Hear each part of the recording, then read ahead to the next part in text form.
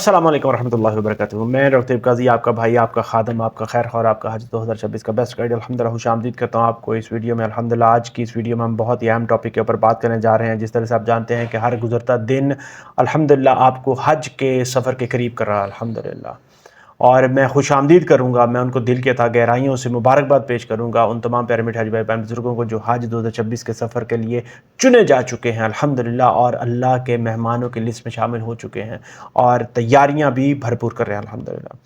मैं आपको ये बताता चलूँ कि वज़ारत मज़हबी उमूर ने हज 2026 के मकामात रवानगी का ऐलान कर दिया है, जिसमें जिन जिन शहरों से रवानगी होगी उनका मैं आपको बताता चलूँ। सबसे पहले कराची और सखर वो शहर होंगे जहाँ से सिंध के हाजियों की रवानगी होगी। दूसरे नंबर पर लाहौर और रहीम यार खान से पंजाब के आशिकान हरम इंशाअल्लाह ताला उड़ान भरेंगे। बात करें मुल्तान की, कोयटा की, फैसलाबाद की और सियालकोट की, इन शहरों से भी इंशाअल्लाह ताला रोशन दिल मोमिन रवाना होंगे इंशाअल्लाह ताला।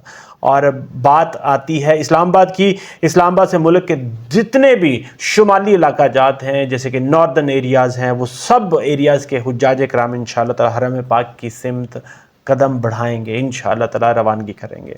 मैं आपको ये बताना ज़रूर समझूंगा, याद रखें कि ये सिर्फ़ और सिर्फ आपकी हवाई अड्डे से रवानगी नहीं होगी, बल्कि ये आपका एक रूहानी गेट वे होगा, जहाँ से सिर्फ़ और सिर्फ जहाज़ नहीं उड़ेंगे बल्कि आपके दिल भी परवाज़ करेंगे, दिल भी उड़ान भरेंगे अल्लाह के घर की तरफ, अपने ख्वाब को हकीकत में बदलने की तरफ।